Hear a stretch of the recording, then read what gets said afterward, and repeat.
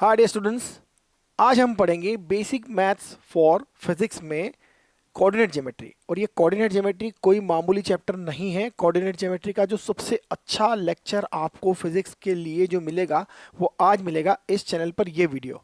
और इससे अच्छा कुछ नहीं मिलेगा, क्योंकि मैं फिजिक्स का तो टीचर हुई हूँ, मैथ्स का भी टीचर हूँ, और आईटी जेई के लिए पिछले 30 साल से हम लोग पढ़ रहे हैं, पढ़ा रहे हैं, समझ रहे हैं। ठीक है, तो experience is more worth than anything else in the examination. तो हम क्या करेंगे, basic maths for coordinate geometry में आज हम पढ़ेंगे एक्सिस, पॉइंट और इक्वेशंस के बीच के कंसेप्ट्स। फिर लाइंस के बारे में थोड़ा समझेंगे, लीनियर इक्वेशंस क्या होती है और पेयर ऑफ स्ट्रेट लाइंस क्या होती है, और एक्चुअल में की कितनी रिक्वायरमेंट होगी आपके पूरे फिजिक्स में, यह मैं बताऊंगा। ठीक है, और ग्राफ्स के बारे में समझेंगे। ग्राफ आपने देखे ना, बहुत सारे ग्राफिकल क्वेश्चन आते हैं आपको, 1D 2D में आते हैं, थर्मोडायनेमिक्स में आते हैं, और फोटो इलेक्ट्रिक इफेक्ट में भी आता है, एंड एनीवेयर एल्स। तो जहाँ जहाँ जो जो भी आपको क्वेश्चंस मिलेंगे ग्राफ से रिलेटेड, उसके कंसेप्ट समझेंगे। एरिया और उसके कंसेप्ट जो होते हैं ग्राफ से रिलेटेड वो समझेंगे। क्योंकि देखो, कोऑर्डिनेट ज्योमेट्री यूज होती है फिजिक्स में, कंसेप्ट सब जगह एक ही होता है, हर बार नए तरह से उसे समझना पड़ता है वहाँ उस पर्टिकुलर चैप्टर में जाके, और हमारी टाइम वेस्ट होती है। तो बेस्ट तरीका यही कि आप कंसेप्ट को अच्छे समझ लो, आपको मजा आ जाएगा। ऑर्डिनरी टीचर, ऑर्डिनरी क्लास का यहाँ कोई काम नहीं है। टाइप्स ऑफ ग्राफ्स देखो, 1/x, 1/y, pv, xy के जो ग्राफ्स होते हैं उसे भी समझना है, apart from all this. Parabola क्या होता है उसे समझेंगे, पैराबोला की इक्वेशंस क्या होती है, सर्कल कैसे यूज होता है, हाइपरबोला, इलिप्स, रेक्टेंगुलर, हाइपरबोला, इन सब के कंसेप्ट को समझेंगे। और फिजिक्स में ये कहाँ कब कैसे पूछे जाते हैं, कहाँ यूज होता है, यह समझेंगे। तो आते हैं हम अगली चीज पढ़ेंगे, एक्सिस, पॉइंट और इक्वेशन। एक्सिस, पॉइंट और इक्वेशन की बात करें, देखिए कोऑर्डिनेट ज्योमेट्री में जो आप पढ़ चुके हैं वो तो पढ़ ही चुके हैं। मेरे पॉइंट ऑफ व्यू से मैं आपको थोड़ा थोड़ा बता देता हूं कि हमारे पास 2 डायमेंशन कोऑर्डिनेट ज्योमेट्री में ये दो टू एक्सिस होते हैं। और 1D कोऑर्डिनेट ज्योमेट्री जब 1D मोशन की केस में हम क्या करेंगे, 1D मोशन में हम जो पढ़ते हैं वन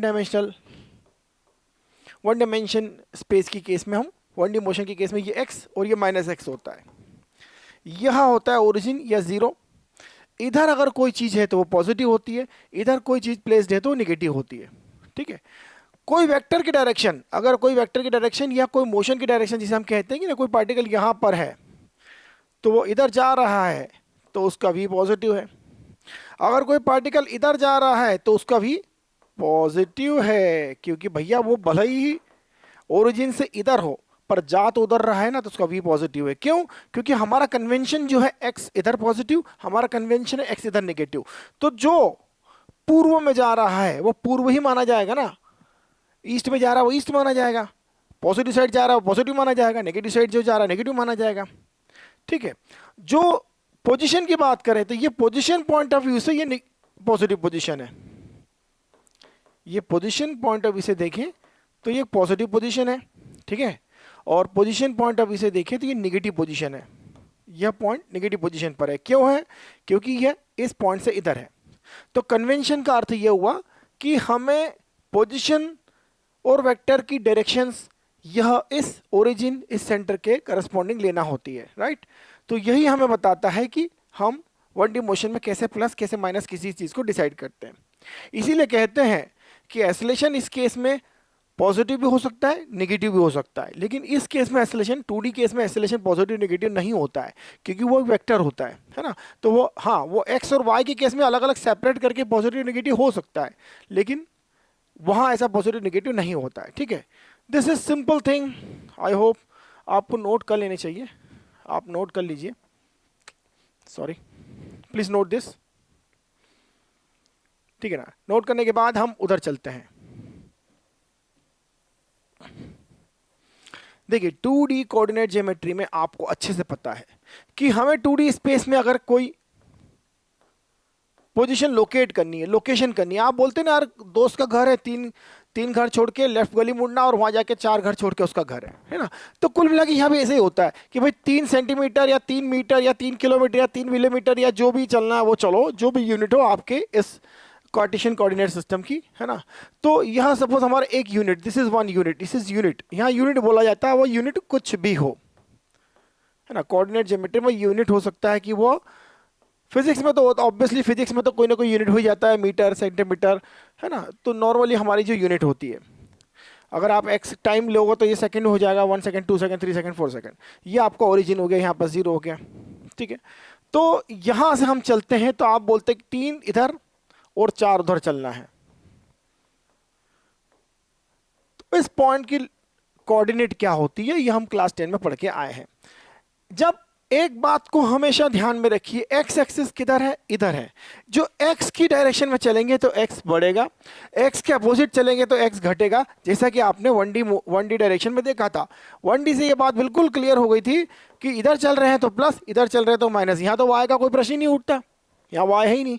तो इस बात का ध्यान रखना, इधर चल रहे हैं तो वो एक्स इंक्रीज होगा, इधर चल रहे हैं तो एक्स डिक्रीज होगा, है ना।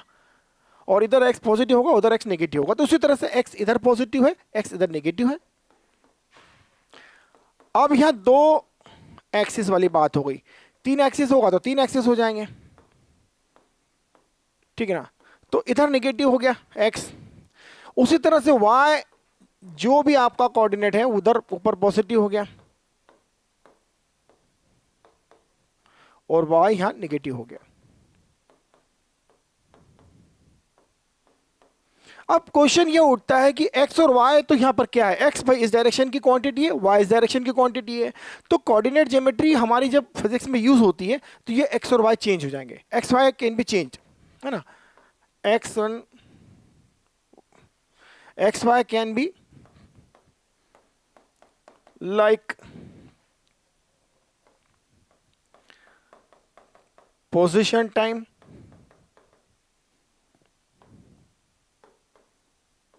और प्रेशर वॉल्यूम, नहीं डिपेंड करता है एक्स को क्या लेना है। पीवी ग्राफ है तो पी है, वी वो है, ठीक है। Pressure volume, volume pressure, what ever it is, कोई दिक्कत वाली बात नहीं है, आपको जो लेना वो ले सकते हैं। Oscillation time, time oscillation, time oscillation. तो एक्स के प्लेस पर आप कुछ भी ले सकते हैं, वाई के प्लेस पर कुछ भी ले सकते हैं, और उससे बनेगा आपका कोऑर्डिनेट ज्योमेट्री, फिजिक्स के लिए यूज होगा उसका, है ना। तो इक्वेशन में एक्स और वाई होते हैं, हम क्या समझ रहे हैं, एक्सिस को समझ रहे हैं। एक्सिस हम समझ लिए, हम पॉइंट्स समझ गए हैं कि पॉइंट्स कैसे लिए जाते हैं, है ना। अब इक्वेशन की बात करते हैं। ये इक्वेशन क्या चीज होती है, ये इक्वेशन आखिर होती क्या है। मैं आपको एग्जांपल देता हूं, एक लाइन की इक्वेशन है। For example y is equal to x plus 2, this is an equation of line. For example, this is a equation of line.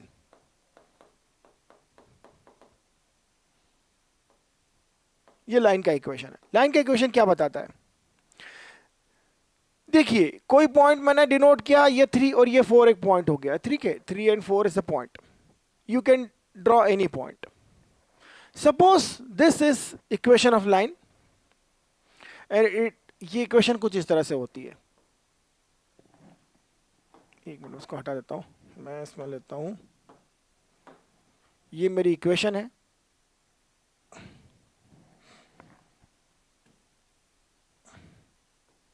ठीक है, ये इक्वेशन है लाइन की, ये इस लाइन की इक्वेशन है, मुझे पता थी मैंने ड्रॉ कर दी, ठीक है। इक्वेशन क्या प्रॉपर्टी रखती है, आखिर क्या प्रॉपर्टी होता है इक्वेशन का, ये बताइए। क्या प्रॉपर्टी होता है इक्वेशन का, y is equal to x plus 2 का क्या मतलब हुआ। क्योंकि यहां पर कभी ऐसा भी हो सकता है कि आप इस इक्वेशन आप देखें तो pressure is equal to volume plus 2 volume plus 3, या आपको फिजिक्स में वो दूसरे चैप्टर में जाएंगे तो आपको energy is equal to H nu plus lambda, या फ्रीक्वेंसी इज इक्वल, इस तरह से H C by lambda, sorry H C by lambda plus E naught, इस तरह से कुछ कुछ इक्वेशन देखने को मिलती है, ठीक है। मैं इसको हटा देता हूँ फिलहाल। तो कुल मिला के कोई भी इक्वेशन होगी ना, उसमें आपको 2 क्वांटिटी मिलेगी, 2 वेरिएबल मिलेंगे, है ना। चाहे वो एक्स वाई हो, चाहे टी ए हो मतलब एसोलेशन टाइम हो, चाहे पी वी हो प्रेशर वैल्यूम हो, या प्रेशर टेम्परेचर हो, या वॉल्यूम टेम्परेचर हो, या पोजीशन टाइम हो, या वेलोसिटी टाइम हो, है ना, या एनर्जी लैम्बडा हो, एनर्जी फ्रीक्वेंसी हो, कुछ भी हो, या वी यू हो, जो कि ऑप्टिक्स में हम देखते हैं, आए हैं क्लास 10 में पढ़ा था, यू वी क्या थे, position of object, position of image, तो वो हो, उससे कोई मतलब नहीं है, उससे कोई लेना देना नहीं है। यहाँ और भी चीज़ें मैं ऐड कर देता हूँ ना, इट कैन बी एनीथिंग। तो एक्स और वाई दो क्वांटिटीज़ हैं, वो इस तरह से ड्रॉ होती है कि एक्स इधर बढ़ता है, इधर घटता है, इधर वाई पॉजिटिव होता है, वहाँ इधर नेगेटिव होता है। अगर आपने इसको प्रेशर लिया, इसको वॉल्यूम लिया, तो प्रेशर ऊपर बढ़ेगा, वॉल्यूम इधर लिया तो वॉल्यूम इधर बढ़ेगा, ठीक है ना। तो फॉर एग्जाम्पल हम उसका भी डायग्राम ड्रॉ करेंगे और उसका फिजिकल मीनिंग भी समझेंगे, ठीक है। तो लाइन क्या होती है यह समझते हैं हम, ठीक है ना। अब लाइन जो हमारी है वो पीवी भी हो सकती है, एक्स वाई भी हो सकती है, कहने का मतलब यूवी भी हो सकती है, कुछ भी हो सकती है। लाइन लाइन होती है और लाइन की इक्वेशन दिखती है ऐसे है, इसके बारे में डिटेल में बात करेंगे। लेकिन हम समझते हैं कि इक्वेशन क्या चीज़ होती है लाइन की इक्वेशन में, इक्वेशन का लाइन से रिलेशन क्या होता है। देखिए क्या होता है, अगर मैं बात करूं किसी भी पॉइंट की, let any random point on this line, coordinate geometry का सबसे बड़ा प्रिंसिपल ही है, सबसे बिगेस्ट प्रिंसिपल यही है,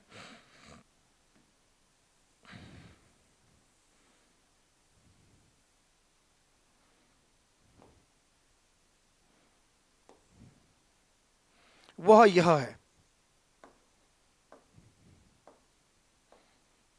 वह यह है। मैं लिख देता हूं, every point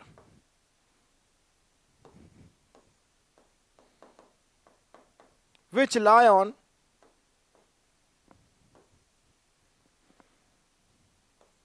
on the given line, curve, line या कर्व या जो भी हो, ग्राफ, जो भी चीज हो,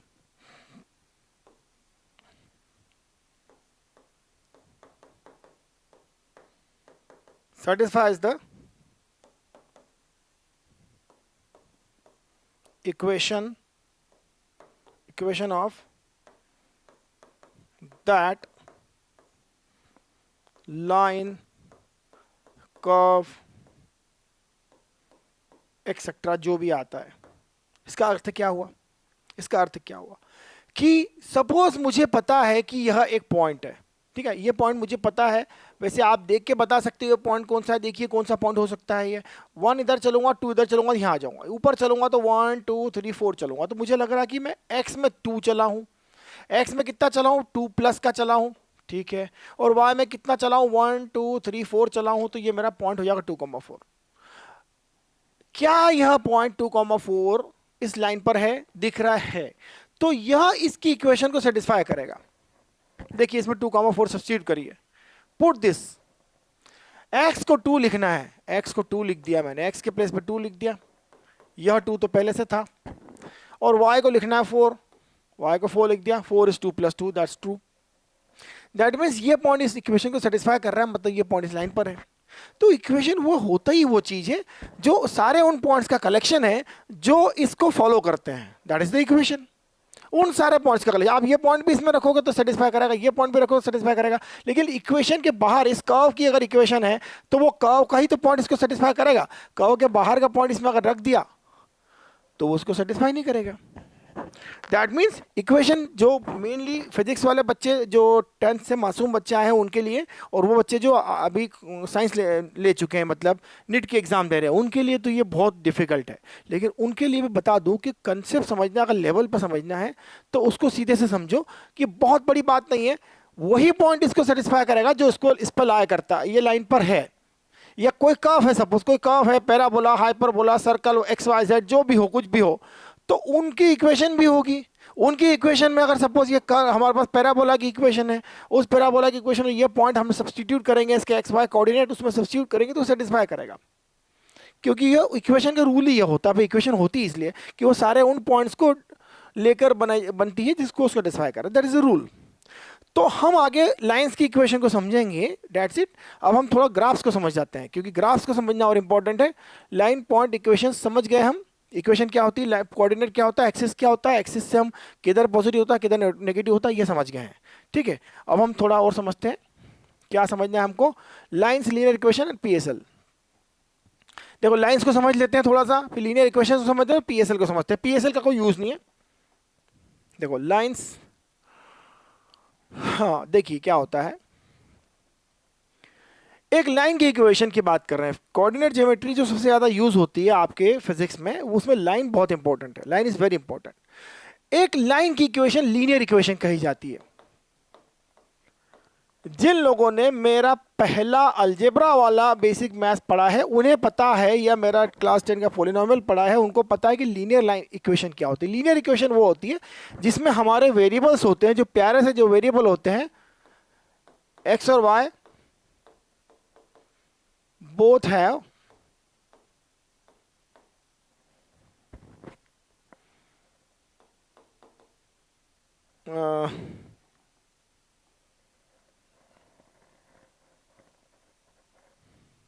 can have at most, can have आएगा, ऐसा नहीं लिखते हैं। देखिए क्या होता है, कैन हैव लेना पड़ेगा, X and Y can have at most +1 power, वो लीनियर इक्वेशन कही जाती है। क्यों? जैसे मैं लिखता हूं x इज इक्वल टू 0, इसमें x की पावर कितनी 1 है। जैसे मैं लिखता हूं x की पावर 1:2, जैसे मैं लिखता हूं y is equal to 0, x y की पावर है। जैसे मैं लिखता हूं y की पावर 2 हो गया तो वो सत्यानाश हो जाएगा। y की पावर 1 is equal to 3, y plus 2 is equal to 0, x minus 3 is equal to 0। ये x और y की पावर्स कितनी है? 1 पावर है। Can have at most +1 power, power 2 नहीं होना चाहिए। और हाँ, ये तो सिर्फ एक्स और वाई लिखा है मैंने, एक्स और वाई दोनों भी तो हो सकते हैं, कोई दिक्कत नहीं है। X plus Y is equal to 2 0 हो सकता है, X minus Y is equal to 2 1 हो सकता है, X plus Y is equal to 2, 2x plus Y is equal to 3, Y is equal to 2y is equal to x plus 2 हो सकता है, y is equal to x plus 4 हो सकता है।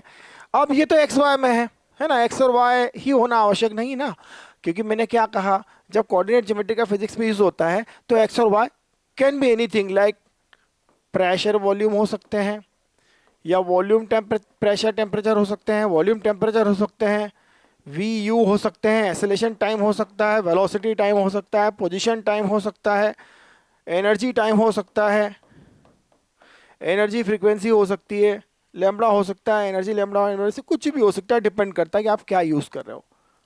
It's all possible. तो X और Y के place पे ये कुछ भी हो सकता है, X Y X Y X Y Y X, कुछ भी हो सकता है जो आवश्यकता हो फिजिक्स में जहाँ पर, ठीक है। तो वहाँ पर एक्स वाई की जगह ये आ जाएंगे भाई, लोग आएंगे कि नहीं आएंगे। तो मैं अगर इक्वेशन लिखता हूँ कि pressure is equal to volume plus 2, तो ये कैसी इक्वेशन है? आप बताएंगे सर लीनियर इक्वेशन, ये लाइन की इक्वेशन है। जैसे ही आपको पूछा जाएगा कि ये इक्वेशन है, बताओ किसकी इक्वेशन है, ये बोलेंगे लाइन की इक्वेशन है, ठीक है ना। आप क्या बोलोगे? एक लाइन की इक्वेशन है, राइट। प्रेशर वॉल्यूम के भी रिलेशन ये है।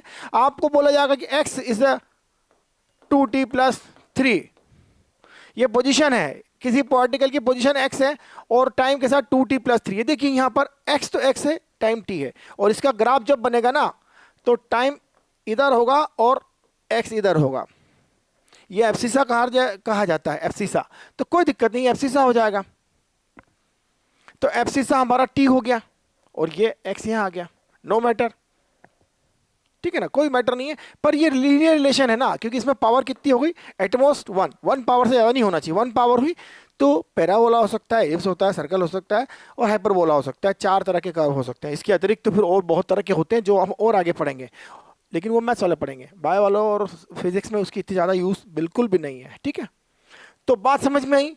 अगर हमको कोई बोलता है कि हमारे पास एक इक्वेशन है एच न्यू इज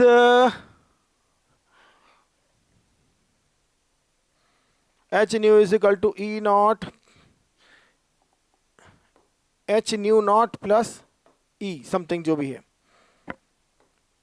ई ले लो, ई के ले लो। अब आप बताइए क्या होगा। यह न्यू और न्यू नॉट जो है वो कुछ हो सकते हैं। न्यू नॉट तो कांस्टेंट हो जाता है, कोई बात नहीं, इसको हटा देते हैं, दूसरा लेते हैं। हाँ, एक अच्छा रिलेशन लाता हूँ। ये क्वेश्चन हमेशा पूछा जाता है, 1/f is equal to 1/v minus 1/u। ये तो आपने ऑप्टिक्स का क्लास 11th में पढ़ा है, 10th में पढ़ा ही होगा। बताओ u और v में क्या रिलेशन है? क्या लीनियर रिलेशन है? नहीं है, नहीं है, नहीं है। वी और यू में रिलेशन नहीं है, क्योंकि इनकी पावर अगर ध्यान से देखी है तो -1 है। 1/f तक कांस्टेंट है, इट्स अ कांस्टेंट। लेकिन f को ऊपर ले जाए, v को ऊपर ले जाएंगे तो ये माइनस वी हो जाएगा, u को ऊपर ले जाएंगे तो माइनस वी हो जाएगा, तो पावर -1 हो गई। एटमोस्ट 1 होगी, पावर कितनी होगी? एटमोस्ट +1 या 0, है ना। तो पावर 0 या, ये तो लीनियर इक्वेशन का मतलब ही होता है लाइन, लाइन होता मतलब 1, पावर 1, दैट्स इट। तो यह एक लाइन की इक्वेशन है, ठीक है ना। जैसे ही इक्वेशन में पावर आपको दोनों वेरिएबल की पावर 1 1 दिखे, आप बोलो कि लाइन की इक्वेशन है, दैट्स इट। अब हम लाइन की इक्वेशन के बहुत सारे फॉर्म देखते हैं और इसके बारे में बात करेंगे जब हम आएंगे पैराबोला हाइपरबोला पर, क्योंकि लाइन की इक्वेशन नहीं है। लेकिन मैं फिर भी बताऊंगा आपको कि लाइन की इक्वेशन कैसी होती है, ठीक है। हाँ चलो, मैं इसको मिटा रहा हूँ, लिख लीजिए आप प्लीज, है ना, थोड़ा साइड में हटके, ठीक है। अब हम देखते हैं कि हमारे पास कुछ क्या देखना है हमें, लाइन से लीनियर इक्वेशन, पीएसएन की जरूरत नहीं है अभी हमें, लाइन से लीनियर इक्वेशन, लाइन से लीनियर इक्वेशन से पढ़ेंगे अभी हम। हाँ, कुछ अलग तरह की लाइंस है, जैसे 3x + 4y + 2 = 0। क्या ये लाइन की इक्वेशन है? बिल्कुल है, क्योंकि x की पावर 1 है, y की पावर 1 है। दो में से कोई एक हो तो भी चलेगा, दोनों हो तो दोनों की पावर 1 ही होना चाहिए, और आपस में दोनों का मल्टीप्लाई नहीं होना चाहिए। मैंने कहा ना, एक्स वाई की टर्म तो होनी नहीं चाहिए, x और y मल्टीप्लाई हो गया तो वो पावर 2 हो जाएगी, और that will not be A line की इक्वेशन। तो लाइन की इक्वेशन बड़ी प्यारी सी होती है, उसमें x होता है, उसका कोई कोफिशिएंट होता है, प्लस में y होता है, y का कोई कोफिशिएंट होता है, और प्लस में कांस्टेंट होता है तो होता है, नहीं तो वो 0 हो जाता है।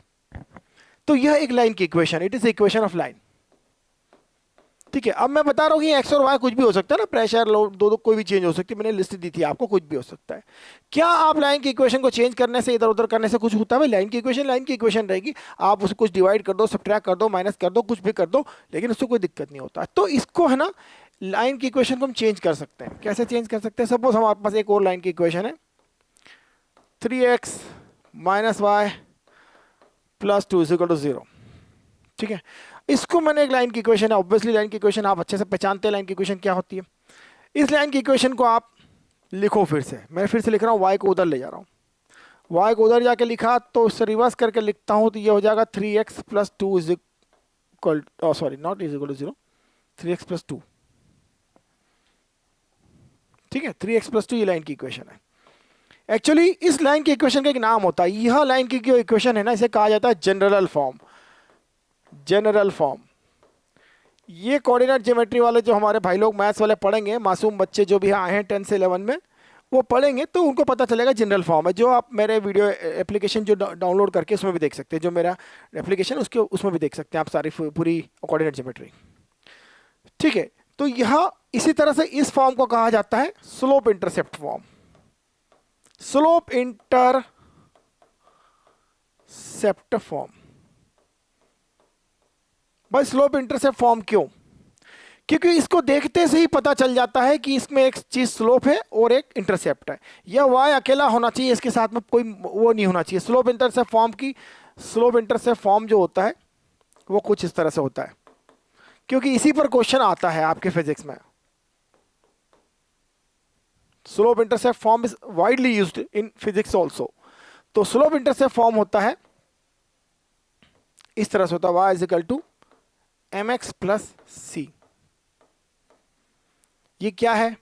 y होना चाहिए, आप कोई सी भी लाइन दो, चलो इस लाइन को भी स्लोप इंटरसेप्ट में कन्वर्ट कर सकता हूं ना मैं, तो क्यों नहीं कर सकता? थोड़ी सी जगह निकालता हूं मैं, आपको बनाता हूं कन्वर्ट करके। इसको स्लोप इंटरसेप्ट में कन्वर्ट किया जा सकता है, क्यों नहीं किया जा सकता? भाई कुछ प्लस माइनस ऊपर नीचे करना काम तो हमको शुरू से आता है, आराम से ही आता है। तो इसको y को इधर ही रखो, बाकी उधर ले जाओ, तो y को रखो इधर ही, तो ये हो जाएगा 4y, x को उधर ले आओ तो -3x हो जाएगा, ये -2 हो जाएगा, ठीक। अब 4 से डिवाइड भी करेंगे, कि 4 से डिवाइड करेंगे तो क्या होगा, ये -3/4x हो जाएगा, और 4 से डिवाइड करेंगे तो ये -2/4, तो ये -1/2 हो जाएगा, ठीक है। तो यह स्लोप इंटरसेप्ट फॉर्म में कन्वर्ट हो गया, यह भी स्लोप इंटरसेप्ट में फॉर्म में कन्वर्ट ऑलरेडी है। तो y अकेला रहे इधर और x के साथ में जो कुछ रहेगा वो स्लोप माना जाएगा, it is called as slope. है ना, y रहेगा अकेला इधर और x और कांस्टेंट रहेगा उधर प्लस में। तो अब जो y के बाद में x के साथ जो बचेगा वो स्लोप कहा जाएगा। स्लोप क्या होता है समझेंगे हम, बिल्कुल समझेंगे। स्लोप के बारे में और बातें करेंगे हम, है ना। स्लोप के बारे में समझते हैं। और c क्या है, इंटरसेप्ट।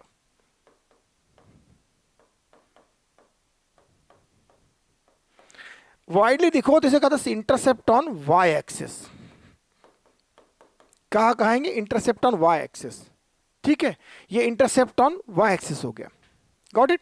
तो अब मैं आपको ये डायग्राम, इस लाइन का डायग्राम बना के दिखाता हूं। ये आप समझ गए, जनरल फॉर्म में इक्वेशन का लिख लीजिए आप, मैं इसको मिटाने वाला हूं। और यह आपने इस लाइन को कैसे कन्वर्ट कर लिया स्लोप इंटरसेप्ट फॉर्म में, यह इसका स्लोप हो गया और यह -1/2 इंटरसेप्ट हो गया, ठीक है ना। What is intercept here, it is intercept is -1/2, ठीक है। ये इंटरसेप्ट -1/2 है और यहाँ इंटरसेप्ट +2 है और स्लोप जो है 3 है। क्लियर, ये दिख रहा है कि ये स्लोप क्या है, इंटरसेप्ट क्या है। एस को इससे कंपेयर करके देखो, ये याद रखो कि एक्स के साथ में जो स्लोप है। लेकिन आप डायग्राम में स्लोप क्या होता है वो समझते हैं और डायग्राम में इंटरसेप्ट क्या होता है वो समझते हैं, क्योंकि इक्वेशन तो हम लिख लेंगे, घुमा फिरा के ऐसा पलट के लिख भी देंगे उसको, वाई इधर और बाकी सब उधर, और फिर स्लोप और इंटरसेप्ट आ जाएगा। तो चलो उसको बदलते हैं। आओ आओ आओ आओ आओ आओ आओ, मजे कर रहे हैं। अरे मजे आ जाएंगे, रुको तुम, मजा आएगा ही आएगा यार, मुझे पता है, मैं पढ़ाता हूँ इतने साल से, ऐसे थोड़ी ना आता है, मजा आ जाएगा आपको। अभी तो रंग चढ़ा है, बहुत आएगा रंग। ये एक्स वाई हमारा सिस्टम है, एक्स वाई कोऑर्डिनेट सिस्टम है, कोऑर्डिनेशन सिस्टम कहा जाता है इसे। एक लाइन जो कुछ इस तरह से होती है, स्लोप, हर लाइन का एक स्लोप होता है। स्लोप मतलब वो कितनी झुकी हुई है, एक्स एक्सिस से कितनी झुकी हुई है। यूं जाओ तो स्लोप बढ़ता जाएगा बढ़ता जाएगा बढ़ता जाएगा, है ना। यूं जाओ तो स्लोप नेगेटिव हो जाएगा, कोई दिक्कत नहीं। यहाँ से स्लोप पॉजिटिव रहेगा, यहाँ से स्लोप नेगेटिव हो जाएगा। स्लोप क्या होता है, कोई भी लाइन जो कहीं ना कहीं तो एक्स एक्सिस को काटेगी, क्योंकि लाइन होती है बहुत लंबी, इधर भी इन्फिनिटी तक जाती है उधर भी इन्फिनिटी तक जाती है ना। लाइन का सेगमेंट नहीं है ना, लाइन है पूरी। तो एक्स एक्सिस और वाई एक्सिस ये रहे, ये एक लाइन है, इसकी कोई प्यारी सी इक्वेशन है। सपोज ये लाइन है y is equal to x+2।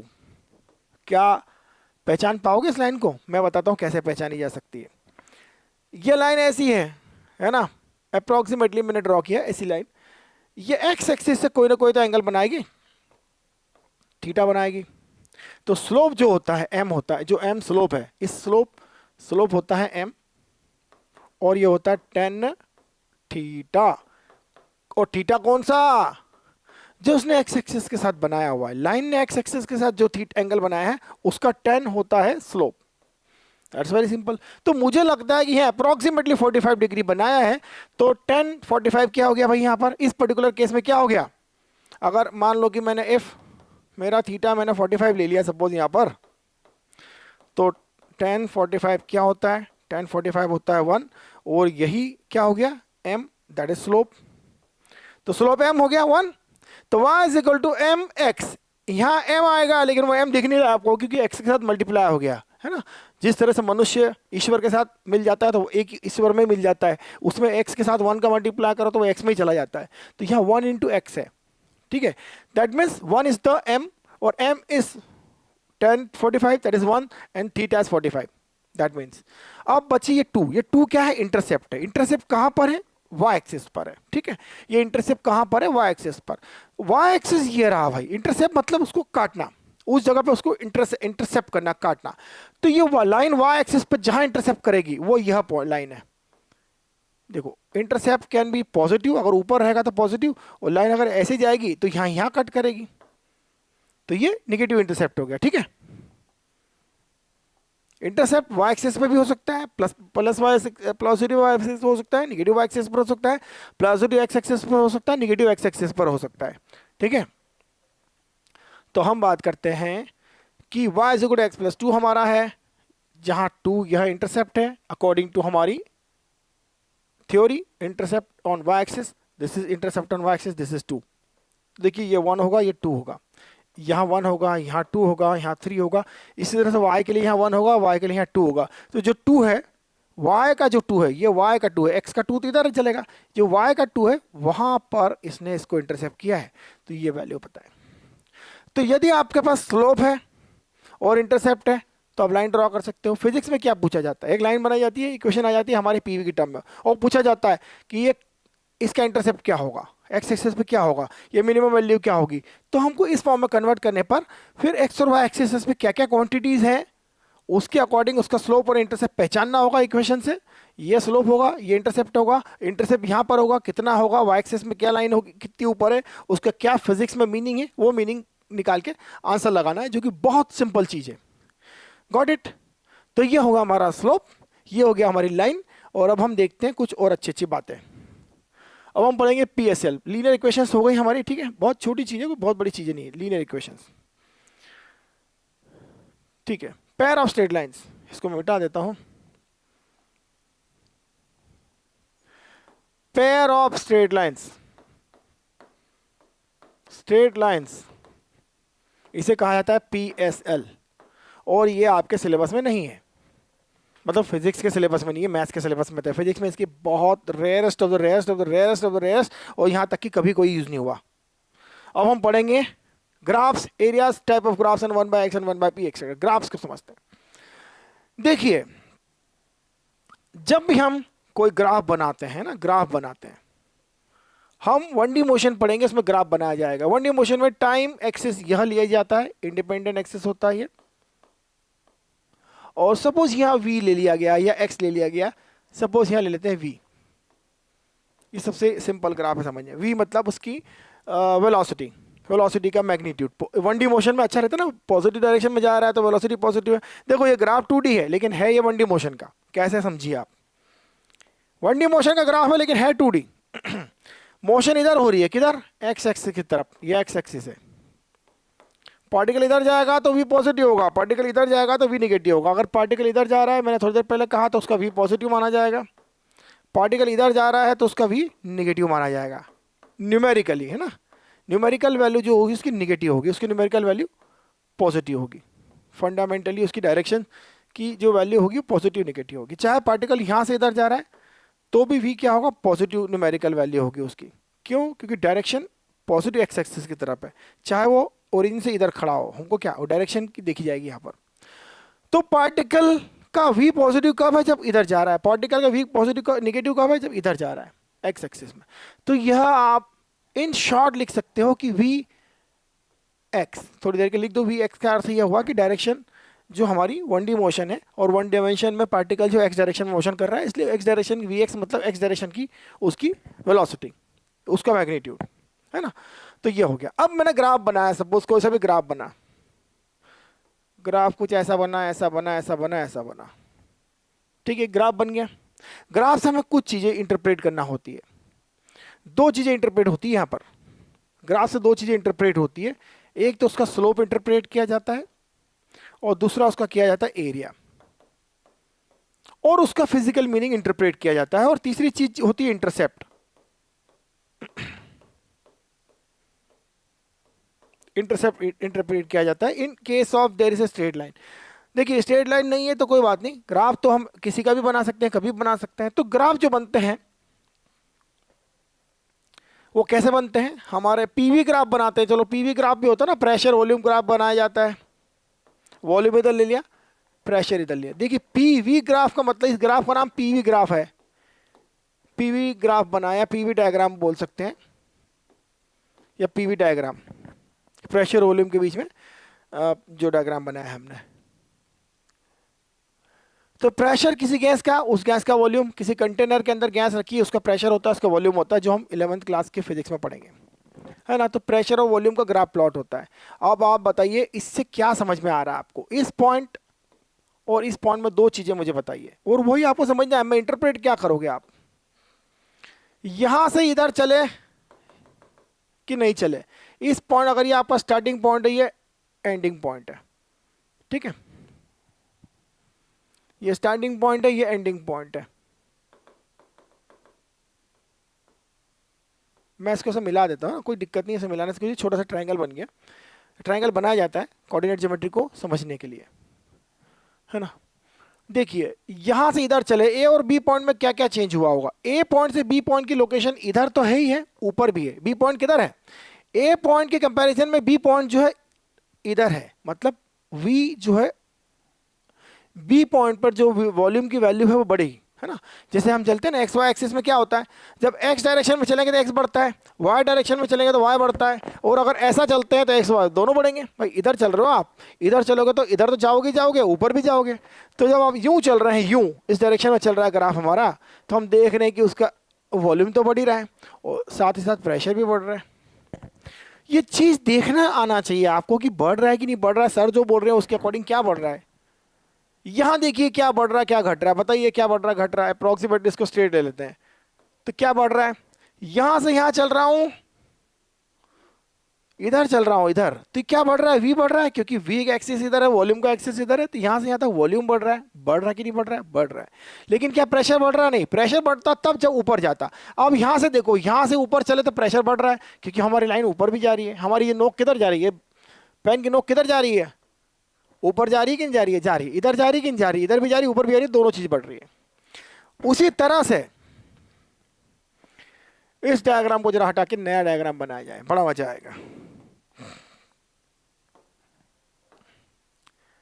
We बढ़ रहा है घट रहा है, जीरो हो गया, क्या हो गया, देखो भाई, ये देखो जरा क्या लफड़ा है इसका।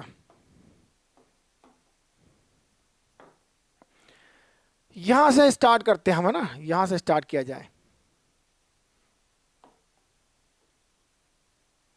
जब टाइम जीरो था तो वी कितना था, जीरो था, टाइम जीरो था। पर टी जीरो कहाँ होगा, यहाँ, और जब से मोशन स्टार्ट होगा यहाँ से, क्योंकि टी जीरो है। जैसे ही टी बढ़ना शुरू हुआ वी भी बढ़ना शुरू हो गया, दिख रहा है। ये देखते हुए आना चाहिए वी बढ़ रहा है कि घट रहा है, कि टी बढ़ रहा है कि घट रहा है, कब बढ़ रहा है कब बढ़ रहा है, कब, ये समझ, और कुछ नहीं करना भाई, और कुछ नहीं करना, ये समझना है बस, कब कौन बढ़ रहा है कौन घट रहा है। ये स्लोप भी देख, इससे स्लोप भी का भी आइडिया हो जाता है ना, स्लोप का आइडिया उसी से तो होगा, स्लोप का आइडिया उसी से होगा। स्लोप क्या होता है, स्लोप होता है D Y by D X, change in Y with respect to X, जिसको हम अभी कैलकुलस में पढ़ेंगे कल परसों, कल वल, है ना, अगला चैप्टर जब पढ़ेंगे तब इसका बेसिक मैथ्स का। तो D Y by D X, change in Y with respect to change in X, मतलब वाई में क्या चेंज हुआ, एक्स में चेंज के रिस्पेक्ट में। आप एक्स में थोड़ा सा चेंज करोगे तो वाई में थोड़ा चेंज हुआ ना, सीधी बात है। यहाँ एक्स और वाई नहीं है, यहाँ पर वी और टी है। क्या है कि थोड़ा सा घड़ी में टाइम आगे बढ़ा तो वी भी तो बढ़ा। आपके पास एक घड़ी है जो बताती है टाइम, दूसरी घड़ी जो बताती है वी, एक मीटर बताता वी, तो अगर घड़ी में कुछ टाइम बढ़ा तो मीटर वी का जो है वो भी तो बढ़ा मीटर। तो देखिए घड़ी में टाइम बढ़ा, यहां से यहां आए आप सपोज, तो घड़ी में टाइम बढ़ गया, इधर चले आप, चले कि नहीं चले, चले, साथ में ऊपर भी चले तो वी में भी टाइम बढ़ गया। तो वी में जो चेंज हुआ है, वी में जो डिफरेंस आया है और जो टाइम में डिफरेंस आया उनका रेशियो निकालेंगे, तो वो एक स्लोप निकलेगा, एवरेज स्लोप निकलेगा। ये स्लोप निकलेगा जब हम बात करेंगे स्लोप के बारे में, डिटेल बात करेंगे, जब हम कैलकुलस पढ़ेंगे तब स्लोप के बारे में और अच्छे से बात करेंगे। क्योंकि अभी हमने केवल एक लाइन का स्लोप देखा है, कर्व का भी स्लोप होता है, कर्व का स्लोप क्या होता है वो हम कैलकुलस में समझेंगे, ठीक है। तो स्लोप एक लाइन का होता है, मेरी ये लाइन, सपोज ये लाइन है ना, ये लाइन है, इससे भी मैं स्लोप समझा सकता हूँ, कोई दिक्कत नहीं है, बहुत आसानी से समझ में आ जाता है। तो यह टाइम बढ़ने पर v बढ़ा, ठीक है, ये दिख रहा है। लेकिन यहां पर क्या दिख रहा है, यहां से यहां तक तो टाइम बढ़ा ही बढ़ा है और v भी बढ़ा, लेकिन यहां से यहां तक टाइम बढ़ रहा है लेकिन v नहीं बढ़ रहा है। तो क्या स्लोप कम है, हाँ स्लोप कम है, क्योंकि एंगल ज्यादा है। यहां पर टेन के बारे में आपको पता है, जितना एंगल घूमेगा टेन उतना बढ़ेगा। टेन यहाँ जीरो होता है, टेन यहाँ 45 पर वन होता है, टेन यहाँ बढ़ते बढ़ते बढ़ते √3 होते होते इन्फिनिटी के पास पहुंच जाता है, बहुत बड़ा नंबर हो जाता है। तो जितना आप ऐसा करेंगे स्लोप उतना बढ़ता जाएगा। तो यह कर्व जितना ऐसा होगा स्लोप उतना ज़्यादा है। यहाँ से यहाँ तक स्लोप अच्छा खासा है और यहाँ से यहाँ तक स्लोप बिल्कुल बहुत माइनर है, दिख रहा है बहुत कम स्लोप है। और यहाँ से यहाँ तक स्लोप नेगेटिव हो गया, मतलब टाइम बढ़ रहा है लेकिन वी घट रहा है, वी नेगेटिव हो गया, रिड्यूस हो रहा है। और यहाँ देखो तो टाइम तो बढ़ता चला जा रहा है लेकिन वी जीरो हो गया।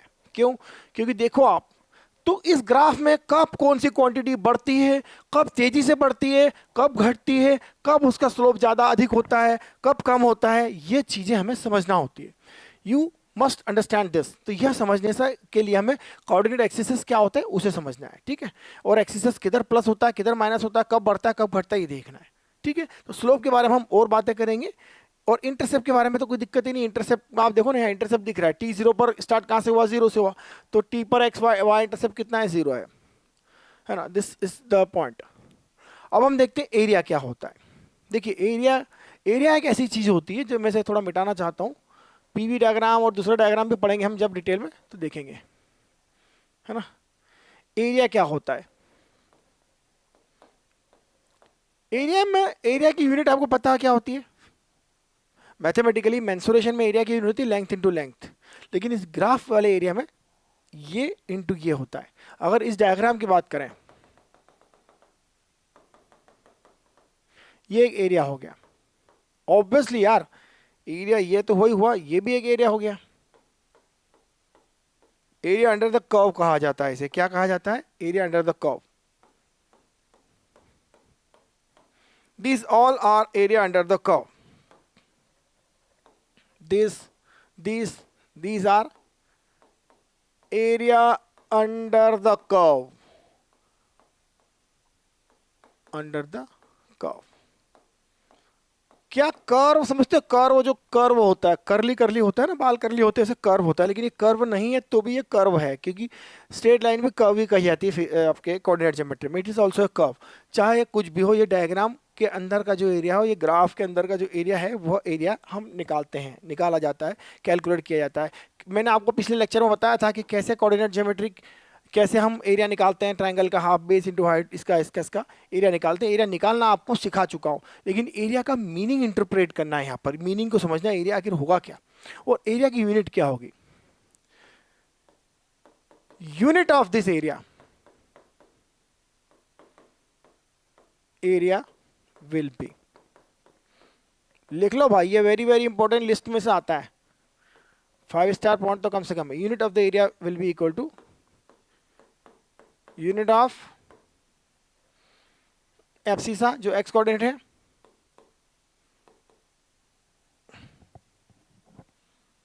Unit of time into unit of V. इस केस में, इस पर्टिकुलर केस में वी और टी हो गया। जिस केस में जो हो वो है ना, जिस केस में जो हो, अगर यहाँ टाइम है, यहाँ एसिलेशन है, तो वहाँ एसिलेशन और टाइम का प्रोडक्ट हो जाएगा। उस केस में वॉल्यूम, प्रेशर की केस में प्रेशर और वॉल्यूम हो जाएगा, है ना। तो इस केस में, इस पर्टिकुलर केस की बात कर रहे हैं हम, जो हमारा ये केस है, इस केस में क्या हो रहा है। कोई सा भी केस देखो आप, इसको हटा देता हूं। पीवी डायग्राम में, पीवी डायग्राम, एरिया का यूनिट क्या होगा भाई?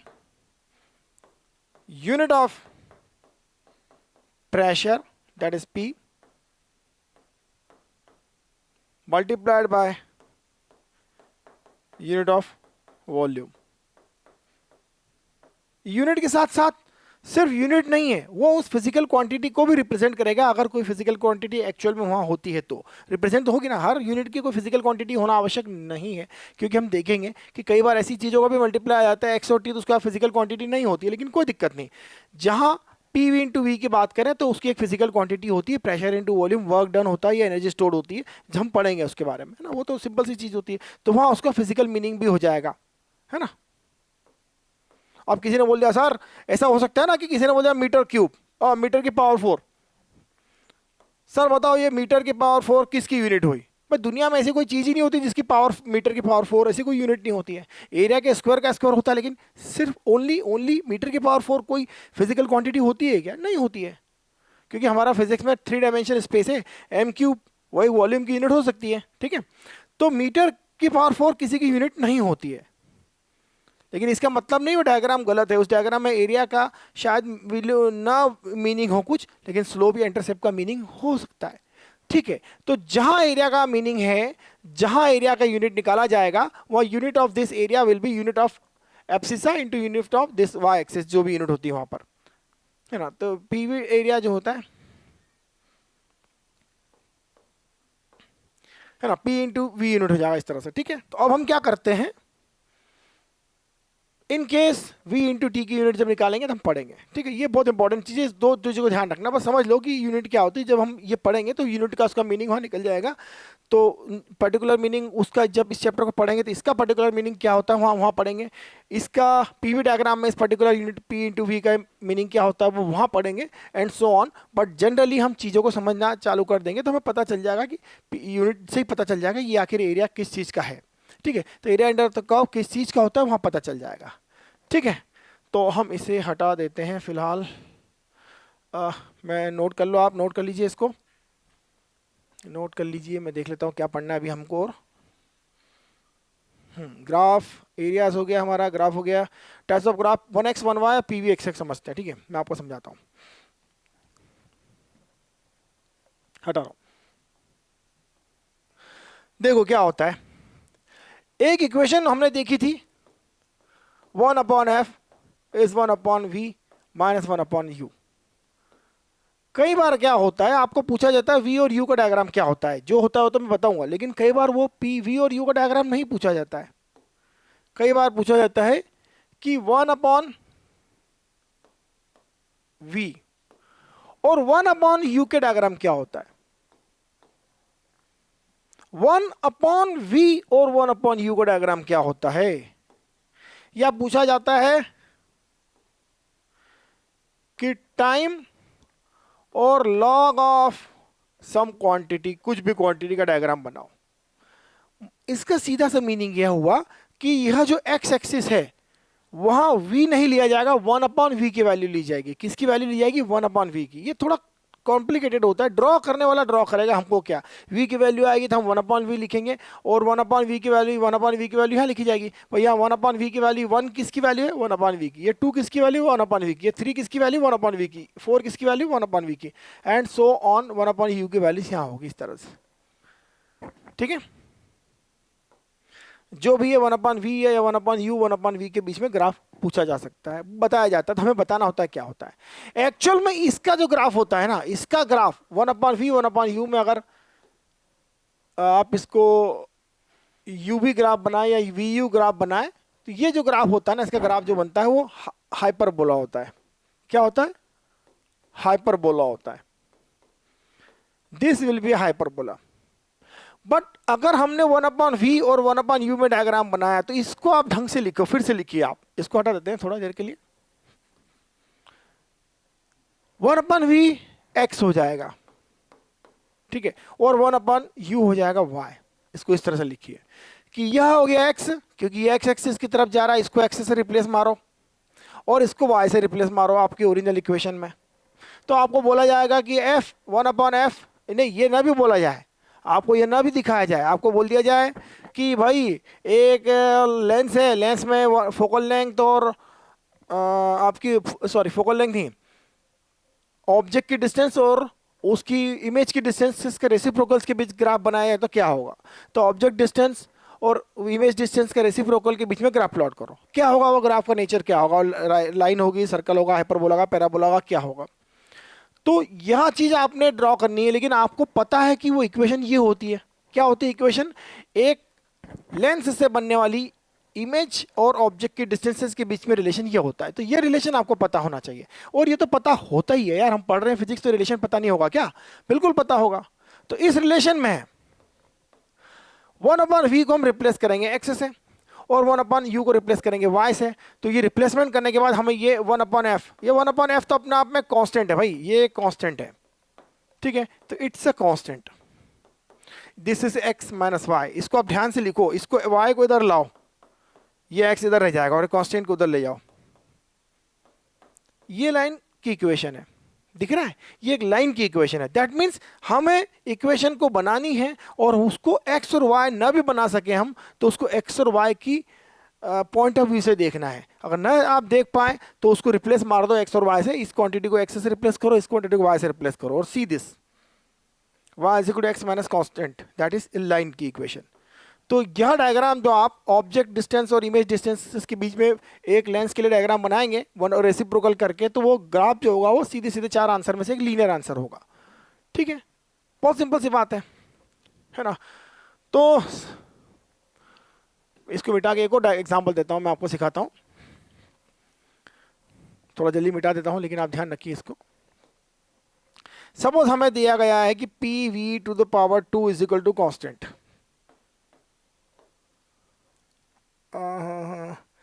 नहीं, ये भी आपके साथ ये नहीं होना चाहिए, ये तो अभी मैंने पढ़ा ही नहीं, मैं पढ़ाऊंगा तब बताऊंगा इसको। ठीक है, ठीक है, कोई दिक्कत नहीं, आगे देखते हैं हम आगे पढ़ते हैं पैराबोला एलिप्स वगैरह।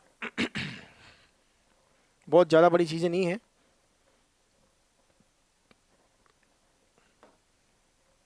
देखिए, जब आप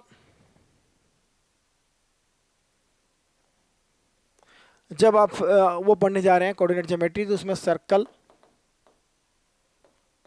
एलिप्स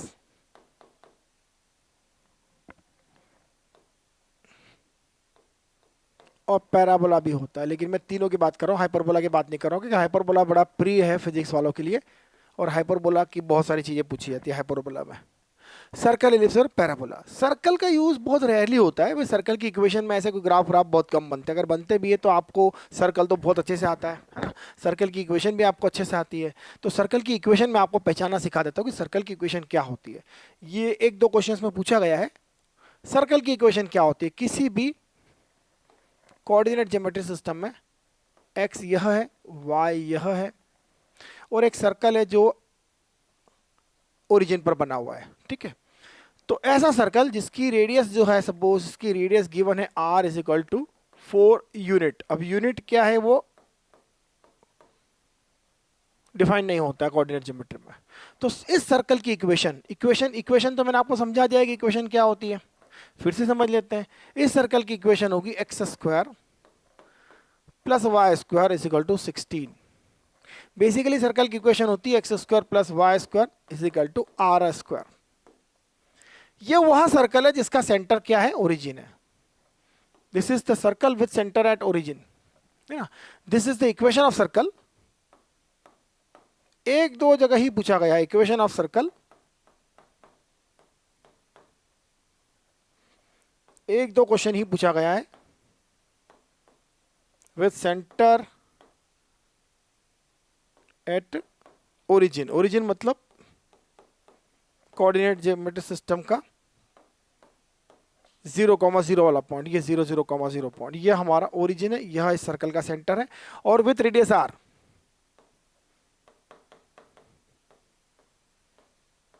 रेडियस कितना हुआ इसका, आर, आर इसका रेडियस है। तो यह रेडियस मैंने देखा है कि 4 यूनिट है, सेंटर सर्कल पर है, तो एक्स स्क्वायर वाई स्क्वायर आ जाएगा इधर, और आर स्क्वायर उसकी रेडियस का स्क्वायर आ जाएगा 16, 4 का स्क्वायर 16। तो यह ऐसा सर्कल है जिसका सेंटर ओरिजिन है और उसकी रेडियस 16, रेडियस का स्क्वायर 16 है, दैट मीन्स रेडियस है 4, 16 का रूट 4। तो ये ऐसा सर्कल है, बस इतना याद रखो सर्कल का, इससे ज़्यादा कोई क्वेश्चन नहीं देखा है मैंने पूरा इसमें कोऑर्डिनेट ज्योमेट्री में, जहाँ तक है एक पूरा फिजिक्स में आपका एक दो जगह ही यूज़ हुआ है इसका, 2-3 जगह यूज़ हुआ है केवल। एक इलेक्ट्रोस्टैटिक में एक जगह देखा था, एक ग्रेविटेशन में देखा था। तो टेंशन वाली कोई बात नहीं, निट में तो मुझे लगता नहीं कि इसका कभी कोई क्वेश्चन आया है या आएगा, ठीक है। तो इसका निट वाले को तो इतना टेंशन लेने की इसकी आवश्यकता नहीं है, और मैथ्स वाले तो बच्चे इसको पढ़ ही लेंगे अल्टीमेटली, एक न एक दिन पढ़ ही लेते हैं वो उसको, ठीक है ना। तो इसको हम मिटा देते हैं, सर्कल के बारे में मिटा देते हैं। इलिप्स, इलिप्स इलिप्स बड़ी अच्छी सी चीज़ होती है। इलिप्स के बारे में आपको बता देता हूँ। इलिप्स पर केवल एक दो जगह क्वेश्चन आते हैं, और वो आते हैं ग्रेविटेशन वाला चैप्टर में, और एक ही क्वेश्चन आ चुका है, वो जो आ चुका है उस क्वेश्चन के बारे में ही आपको बता देता हूँ। इलिप्स जो होता है उसका एक सेंटर होता है, ठीक है, उसका एक सेंटर होता है, और इसके फोकस होते हैं दो। इलिप्स के दो फोकस होते हैं,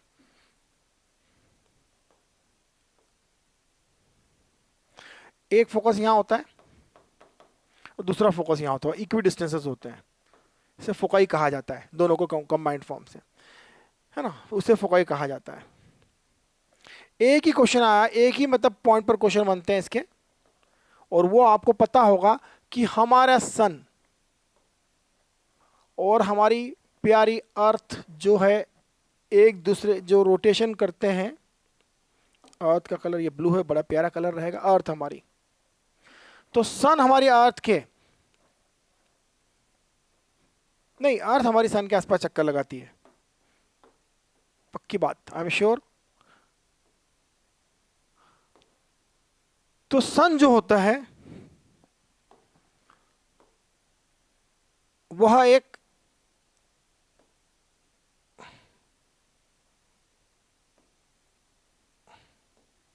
फोकाई पर होता है। हमारा ऑर्बिट जो है, ऑर्बिट अराउंड द सन, हमारा जो अर्थ का ऑर्बिट अराउंड द सन है वो इलिप्स होता है, लेकिन इतना भी इलिप्स नहीं होता जितना दिख रहा है, वो बहुत, आप देखोगे अगर ध्यान से देखो तो ऑलमोस्ट सर्कल होता है, वो जितना इलिप्टिकल होता जाता है, जैसे इलिप्स तो ऐसे भी हो सकता है, इलिप्स ऐसा भी हो सकता है, और इलिप्स थोड़ा कम सर्कल, तो सर्कल के बिल्कुल थोड़ा सा सर्कल अगर थोड़ा सा चौड़ा हो जाए तो भी इलिप्स हो जाता है, क्योंकि वो सर्कल नहीं रहता, फिर थोड़ा सा डिस्टर्ब हो जाता है। तो इतना नहीं, फिर देखने में थोड़ा ऐसा बनाया जाता है कि हाँ दिख जाए कि हाँ इलिप्स जैसा है, आप बिल्कुल एक्यूरेट बनाएंगे दिखेगा ही नहीं कि वो इलिप्स है, बिल्कुल सर्कल जितना ही होता है वो, है ना, बहुत ज़्यादा डिस्टेंस नहीं होती उसकी, बिल्कुल इलिप्स जैसा ही, सर्कल जैसा ही इलिप्स होता है। उसकी इसेंट्रिसिटी जो होती है बहुत कम होती है। इसेंट्रिसिटी डिफाइन करती है कि वो कितना लंबा अंडाकार, उसमें अंडा अंडा कितना है, उसमें अंडा कितने, अंडाकार प्रवृत्ति कितनी है उसकी, अंडा होना कितना पॉसिबल है। तो जितना ई जीरो से ज़्यादा होगा उतना वो, ई जीरो होगा तो सर्कल बन जाएगा, ई थोड़ा सा होता है तो इलिप्स हो जाता है, और जितना इलिप्स ई बड़ा होगा उतना अंडाकार होगा। तो सन और अर्थ का जो ये सिस्टम है, इसकी जो इसेंट्रिसिटी बहुत कम होती है और सर के अराउंड अर्थ एक चक्कर लगाती है। एक जो क्वेश्चन पूछा गया था वो कुछ इस तरह से पूछा गया था, यह होता है पेरीहेलियन। ये पॉइंट जो अर्थ का सन के बिल्कुल पास होता है उसे पेरीहेलियन पॉइंट कहा जाता है। क्या पॉइंट कहा जाता है? पेरीहेलियन। हेलियन क्या होता है? सन होता है, हीलियस होता है सन, है ना, और पेरीहेलियन और ये एपीहेलियन होता है।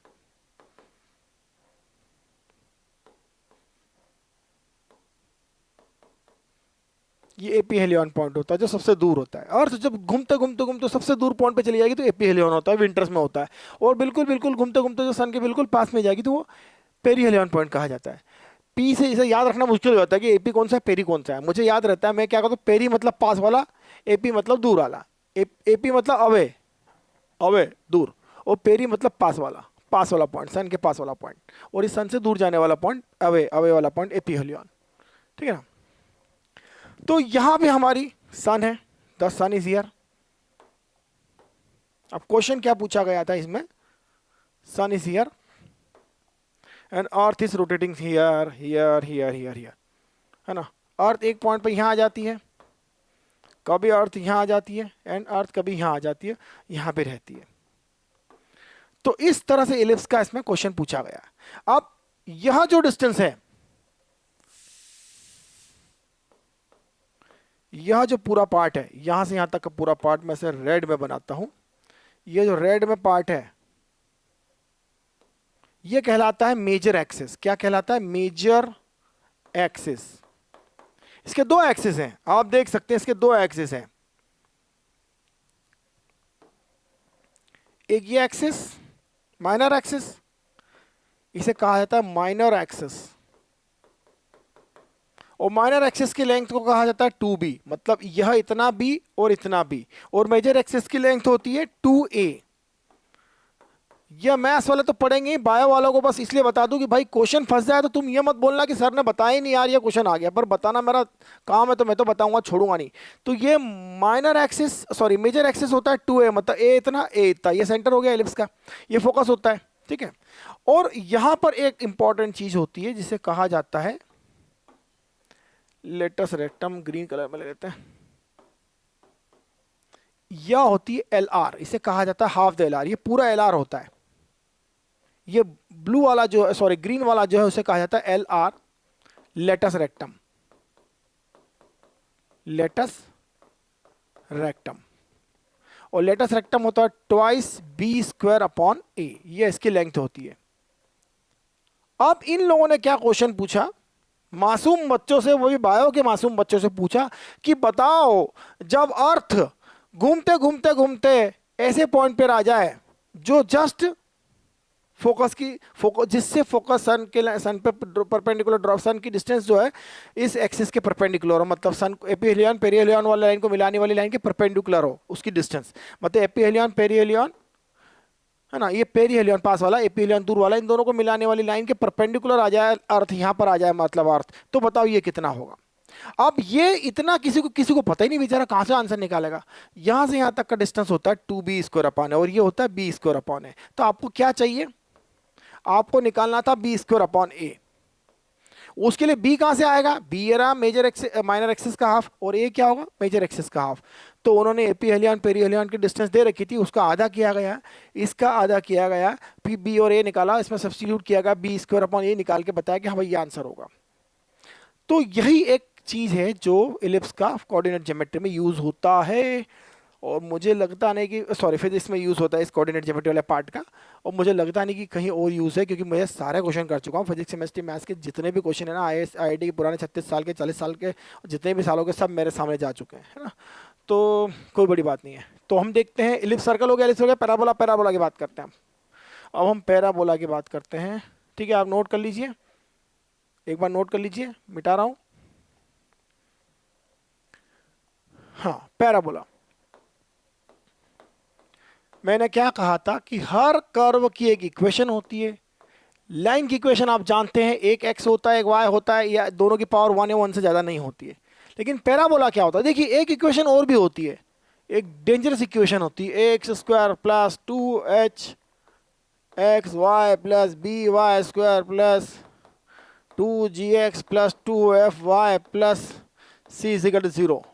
ए B C D F G H जो भी है उन सबके आपसी रिलेशन का डिफिकल्ट डेल्टा सॉल्व करके पता करा जाता है कि ये आखिर किसकी इक्वेशन है। पैराबोला की, हाइपरबोला की, पैरा स्ट्रेट लाइन की, सर्कल की, किसकी इक्वेशन है, वहां तक हमको नहीं पढ़ना है। बस हमको खाली इतना समझना है कि पैराबोला, जो दो प्यारे प्यारे पैराबोला होते हैं हमारे, उनको समझना है। एक पैराबोला जो ऐसा होता है,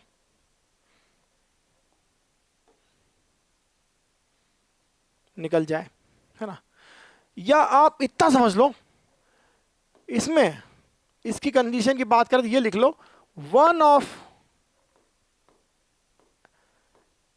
x and y will have power 2, है ना, 2, एंड अदर विल हैव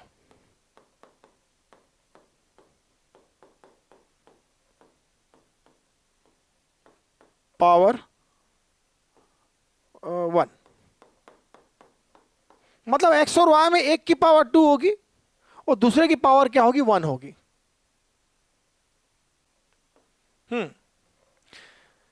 ठीक है। जैसे कोई इक्वेशन लिखी जाती है, अब तो इतना समझ जाओ आप, इतना समझने के बाद, इतना याद रख लिया ना आपको, आप इक्वेशन देख के बता दोगे सर पैराबोला इक्वेशन है। जैसे मैंने लिखा कि चलो भाई, एक हमारे पास सिस्टम है जिसमें प्रेशर प्लस वॉल्यूम का square plus 4 is equal to 0 -4, ऐसा कुछ है इक्वेशन हमारी। बताओ पी और वी में जब ग्राफ बनाऊंगा तो वो क्या बनेगा, क्या रिलेशन बनेगा, किसकी इक्वेशन है ये।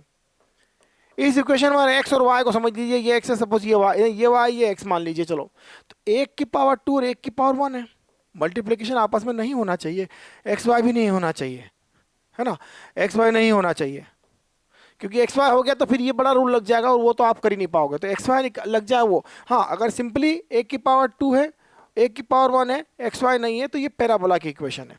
ठीक, सिंपल। तो उसी तरह एक्स वाई के टर्म में देखें तो Y square is equal to X parabola हो जाएगा, X square is equal to Y parabola हो जाएगा, है ना, X square plus 2 is equal to Y parabola हो जाएगा, Y square is equal to x plus 3 4 जो ये पैराबोला हो जाएगा। तो ये सब पैराबोला की इक्वेशन है जिसमें एक वेरिएबल की पावर डबल होती है, दूसरे वेरिएबल की पावर एक वेरिएबल की पावर 2 होती है, दूसरे की पावर 1 होती है। ये मैंने यहाँ लिख दिया, इसको आप नोट कर लो और समझ भी लो। आई बात समझ में?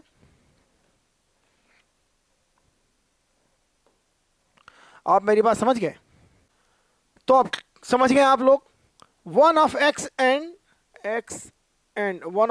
वाई, एक्स और वाई में से कोई एक की पावर 2 होगी, दूसरे की 1 होगी, एक्स वाई वाले टर्म नहीं लेना है, तो वो एक पैराबोला की इक्वेशन होगी। अब मुद्दा यह है कि ये पैराबोला कैसे होंगे, पैराबोला आखिर होंगे कैसे, दिखते कैसे हैं और दिखाई कैसे सुनते कैसे हैं, सुनाई कैसे देते हैं, दिखाई कैसे देते हैं, सुनाई कैसे देते हैं। सुनाई तो देते नहीं, केवल दिखाई देते हैं, और दिखाई देने के बाद अगर डायग्राम न भी दिखे तो कोई टेंशन वाली बात नहीं है ना। एक पैराबोला होता है ऐसा, इस पर्टिकुलर पैराबोला की इक्वेशन लिख रहा हूं, इस पर्टिकुलर पैराबोला की इक्वेशन होती है Y square is equal to something X, some constant into X, है ना। ये के कभी 4a होता है, कभी 2a होता है, कभी 4 होता है, कभी कुछ भी होता है। आप क्या मुझे बता सकते हैं कि ये पैराबोला कहां से पास हो रहा है? कोई एक पॉइंट बता सकते हैं जहां से ये पास हो रहा है? एक पॉइंट मुझे पता है जहां से ये पैराबोला पास हो रहा है, और पॉइंट और इक्वेशन का रिलेशन, ये पैराबोला की इक्वेशन है, ठीक है। पॉइंट और इक्वेशन के बीच में जो रिलेशन बड़ा सिंपल सा प्यारा सा होता है, अगर वो पॉइंट उस पैराबोला पर, उस लाइन पर, उस इक्वेशन पर, उस कर्व पर प्रेजेंट है, उपस्थित है, रहता है, लाई करता है, तो उस पॉइंट को उसमें डाल दो, सेटिस्फाई होना चाहिए। तो ओरिजिन दिख रहा है मुझे यहाँ पर, ओरिजिन एक पॉइंट है 0,0, तो इस पैराबोला में 0,0 सब्स्टिट्यूट कर दो, 0 y की जगह पर 0 0 0 आ गया।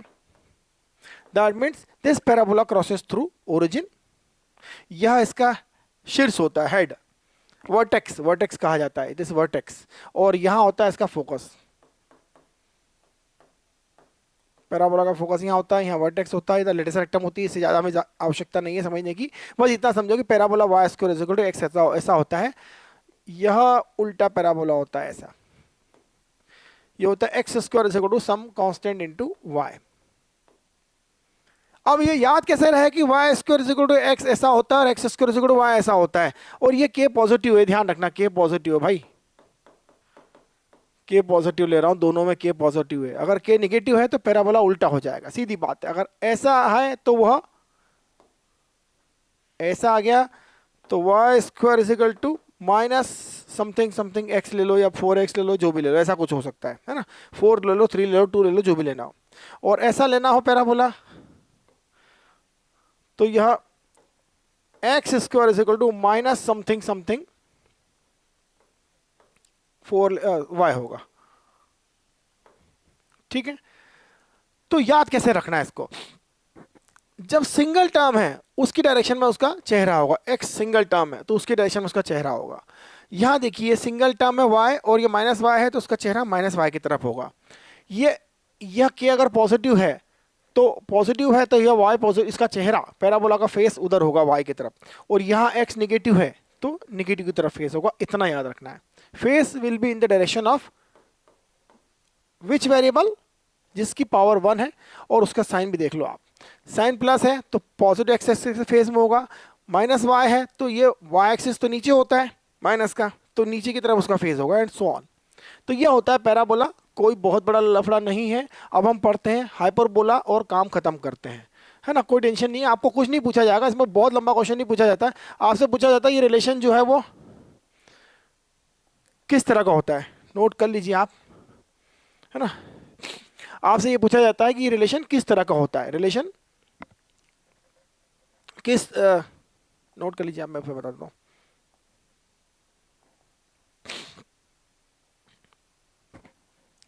तो यह पूछा जाता है कि रिलेशन जो है आपका गिवन है वो P V x we T V, relation या इसका डायग्राम इसका क्या होगा, तो पैराबोला होगा, लाइन होगा, स्क्वायर होगा। ये सब देखने के लिए आपको उसकी एक्स और वाई स्क्वायर है कि क्या है वो देखना और बताना आंसर, बहुत सिंपल क्वेश्चन आता है। अब मैं बात करता हूं हाइपरबोला की। हाइपरबोला हाइपरबोला हाइपरबोला क्या होता है, मैं आपको एक हाइपरबोला का डायग्राम बताता हूं। जब आप 1/f 1/v minus 1/v u के बीच में डायग्राम बनाएंगे, जिसमें v या u को इधर ले लीजिए आप, u इधर ले लीजिए, v इधर ले लीजिए, और एक डायग्राम बनाएंगे, तो वो डायग्राम कुछ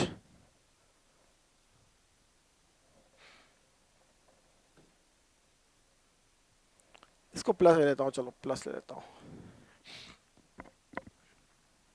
है ना। तो ये डायग्राम कुछ इस तरह से बनेंगे, है ना। अभी मैं v और u के डायग्राम बनाना जाऊंगा तो v और v में वो फर्स्ट क्वाड्रेंट में नहीं आएगा, मैं थ्योरी में पढ़ूंगा पूरा ऑप्टिक्स में कि ये किधर बनेगा एग्जैक्टली ये प्लस माइनस, ये अगर मिरर की है तो ये v और u एक पॉजिटिव होगा, दोनों नेगेटिव हो सकते हैं ना, दोनों नेगेटिव होगा कॉन्वेक्स लेंस में। तो जो डायग्राम जो होगा वो कुछ इस तरह से होंगे, है ना। v और u दोनों नेगेटिव है, लेकिन यह जो है इधर जाएगा बहुत दूर, ये एक्सिस है और एक्सिस से टच नहीं करेगा। टच कहाँ जाके करेगा, बहुत दूर इन्फिनिटी पे जाके इसको टच करेगा, धीरे धीरे जाके इन्फिनिटी पे टच करेगा। ये नीचे जाएगा इसके साथ एक्सिस के, लेकिन ये एक्सिस के साथ जाते जाते इन्फिनिटी पे जाके टच करेगा। और ऐसी एक कर्व जो होती है, इस रिलेशन को हम देखिए तो ये रेक्टेंगुलर हाइपरबोला कहा जाता है, स्पेशली रेक्टेंगुलर हाइपरबोला कहा जाता है इस रिलेशन को फिजिक्स में। जो आप क्लास 10 में पढ़ के आए हैं लेंस फार्मूला, उस लेंस फार्मूले में v और u में ग्राफ बनाएंगे तो वो एक रेक्टेंगुलर हाइपरबोला कुछ बनेगा कुछ इस तरह से, ठीक है। आप बोलो सर ये ऐसे कैसे पता, देखो ये तो मुझे पता है, मैंने इसको ड्राइव किया है और वो फॉर्मूला लगाया एबीसी, हमारा एक फॉर्मूला होता है डेल्टा वाला, उससे पता चला। लेकिन अगर किसी को बता दूं मैं, एक और डायग्राम होता है, ये आप नोट कर लो, है ना। एक और दूसरा डायग्राम बताता हूं मैं आपको, प्लीज नोट दिस। ये रेक्टेंगुलर हाइपरबोला होता है, क्यों रेक्टेंगुलर होता है ये भी समझा देता हूं। रेक्टेंगुलर क्यों होता है, रेक्टेंगल का मतलब तो आप जानते ही, रेक्टेंगल मतलब 90 डिग्री वाला एंगल। तो ये जो हाइपरबोला है इसकी दोनों जो आर्म्स हैं, दोनों आर्म्स जो हैं, ये दोनों आर्म एक इधर जा रही है एक इधर जा रही है, असीम ये इन्फिनिटी तक जाएगी, ये भी इन्फिनिटी तक जाएगी। जब इन्फिनिटी तक जाएगी तो दोनों बिल्कुल दो परपेंडिकुलर लाइन, ये लाइन देख रहे हो आप, 90 डिग्री पर है। इन दोनों 90 डिग्री लाइंस के बीच में इन्फिनिटी तक जाके टच कर रहा है, तो ये एक रेक्टेंगल के अंदर आ गया है। एक तरफ इस रेक्टेंगल के इस पार्ट को टच कर रहा है, इस रेक्टेंगल के इस पार्ट को टच कर रहा है, तो रेक्टेंगल्स को इन्फिनिटी पे जाके टच करने वाले इस हाइपरबोला को रेक्टेंगुलर हाइपरबोला कहा जाता है। ये ज़्यादा फैल भी सकता है, कम भी फैल सकता है। पैराबोला और इसमें थोड़ा अंतर होता है ना। इसके डायग्राम पैराबोला और इसमें थोड़ा अंतर होता है, वो आप मैथ्स वालों को ज़्यादा टेंशन लेना, आपको टेंशन लेने की कोई आवश्यकता नहीं। आप तो इक्वेशन देखो और बताओ कि ये क्या है। तो एक तो मैंने बता ही दिया कि यह डायग्राम बनेगा रेक्टेंगुलर हाइपरबोला, और इसके बारे में हम और डिटेल में पढ़ेंगे जब इस पर्टिकुलर चीज़ को पढ़ेंगे ऑप्टिक्स में, ठीक है। दूसरी चीज़, एक होता है पीवी इजिकल टू कांस्टेंट। जब आप पढ़ेंगे प्रेशर वॉल्यूम के रिलेशन थर्मोडायनामिक्स में, तो वहां pressure into volume is constant आता है। देखिए यह कुछ इस प्रकार से हो गया, x into Y is equal to constant हो गया। अगर आपको पता होता कि सर, अगर आप मुझे बता देते, आप मुझे बता देते कि x इंटू वाई कॉन्स्टेंट अगर है तो ये किसकी इक्वेशन है, क्योंकि आपको यह पता है कि x plus Y is equal to 4, या x की पावर 1 है, y की पावर 1 है, तो ये एक लाइन की इक्वेशन है। अगर आपको पता चल जाता कि ये कुछ इस तरह से है, चाहे 4x है, प्लस माइनस कुछ हो ना हो, उससे कोई लेना देना नहीं है, है ना, जो भी हो, क्योंकि 1 की पावर 2 1 की पावर 1 है, तो ये पैराबोला की इक्वेशन है। इलिप्स की इक्वेशन मैंने आपको बता ही नहीं, आवश्यकता ही नहीं आपको। सर्कल की इक्वेशन मैंने आपको बता दी, बहुत रेयरली आवश्यकता होती है ना। तो आप बता दो कि इसकी इक्वेशन, लेकिन मैं अगर आपको बता दूं, आज बता देता हूं चलो, कि यह इस तरह की एक इक्वेशन दिखे जहां P इंटू वी कॉन्स्टेंट हो, या वो इक्वेशन इस तरह से हो जाएगी, है ना। तो P V कॉन्स्टेंट है, वो एक्स वाई कॉन्स्टेंट आ गया हमारा। इसका मतलब तो P को x बदल दो, या P को ले लो y और V को ले लो x, तो यह x इंटू वाई कॉन्स्टेंट जैसी इक्वेशन हो गई ना, रिप्लेस करने पर। तो यह इक्वेशन किसकी, अल्टीमेटली अगर आपको पता होता कि ये किसकी इक्वेशन है, ये एक पैराबोला की इक्वेशन है। सॉरी नॉट पैराबोला यार, ये रेक्टेंगुलर हाइपरबोला की इक्वेशन है। किसकी है, अभी हम हाइपरबोला पढ़ रहे हैं, रेक्टेंगुलर हाइपरबोला की इक्वेशन है। किसकी इक्वेशन है, रेक्टेंगुलर हाइपरबोला की इक्वेशन है। और इसका डायग्राम कैसे बनता है, PV is equal to constant का डायग्राम कुछ ऐसा बनता है। इट्स अ रेक्टेंगुलर हाइपरबोला का part, its equation is this curve is basically, इस कर्व की बात करें तो रेक्टेंगुलर हाइपरबोला है, और इसका इक्वेशन होता है PV is equal to constant, कोई सा भी कांस्टेंट के एन आर डी जो भी लेना हो। यह प्रेशर एक्सिस लिया जाता है, इधर वॉल्यूम एक्सिस लिया जाता है, समझ गए ना। वॉल्यूम इधर बढ़ेगा, प्रेशर उधर बढ़ेगा। जब प्रेशर घटेगा तो वॉल्यूम बढ़ेगा। जब प्रेशर घट रहा है वॉल्यूम बढ़ रहा है। देखो आप इधर जा रहे हैं तो प्रेशर घटता जा रहा है, क्योंकि नीचे आते जा रहा है, उधर जा रहे हैं मतलब वॉल्यूम बढ़ रहा है। तो प्रेशर और वॉल्यूम के ये प्यारा सा जो रिलेशन है, ये रेक्टेंगुलर हाइपरबोला रिलेशन है, और हमें बस इतना ही पूछा जाता है, ठीक है। लेकिन ये थोड़ा घुमाया भी जाता है, बच्चों को थोड़ा प्यार से घुमाना अच्छा लगता है उनको। अब मानो मुझे किसी ने बोल दिया कि भाई P V square is equal to constant, बताओ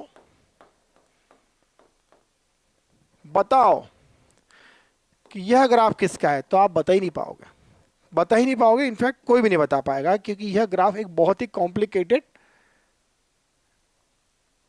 कॉम्प्लिकेटेड मैं नोट कर लीजिए आप इसको, एक कॉम्प्लिकेटेड कर्व का है। लेकिन अगर कोई पूछ ले, tell what will be curve of plot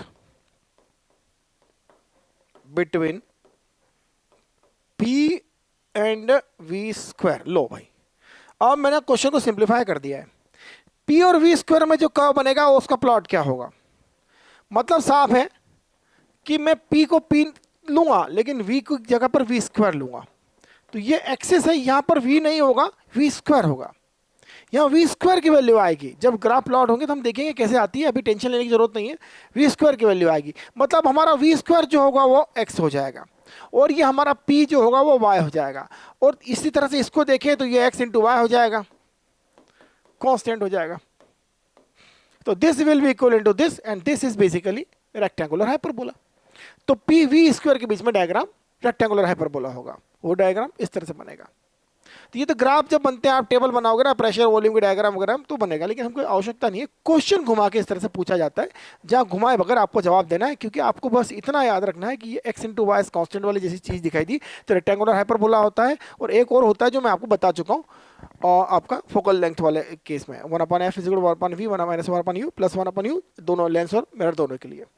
तो डेट्स ऑल। इसके अतिरिक्त जहां पर जो भी आवश्यकता लगती है, जहां मैथ्स पढ़ेंगे, जहां आवश्यकता लगेगी, कोऑर्डिनेट के कोई नया कंसेप्ट सामने आ गया तो उसको यूज करेंगे। बट इतना आप लिख के एक कागज पे रखना, चिपका के रखना, समझ के रखना, क्योंकि जरा सी भी चूक, जरा सा भी कमजोर ज्ञान आपको बहुत पीछे ले जा सकता है, क्योंकि कंपटीशन बहुत हाई है, ठीक है। और किसी से भी ऐसे ऐसे मत पढ़ो जिसको कुछ भी कचरा पढ़ा दिया, आपको 2 घंटे बिठा के आपको खाली पॉइंट डिस्टेंस, ये पॉइंट डिस्टेंस ये तो सबको आपको आना ही चाहिए, ठीक है ना। पॉइंट डिस्टेंस ये सब तो आपको आना ही चाहिए, और ये सब 10th क्लास में पढ़ के आए हैं, कोई बहुत बड़ा महान काम नहीं किया हुआ है। इंपॉर्टेंट चीज़ें मैंने आपको बता दी जो आगे काम में आएगी। Thank you very much. End of this lecture.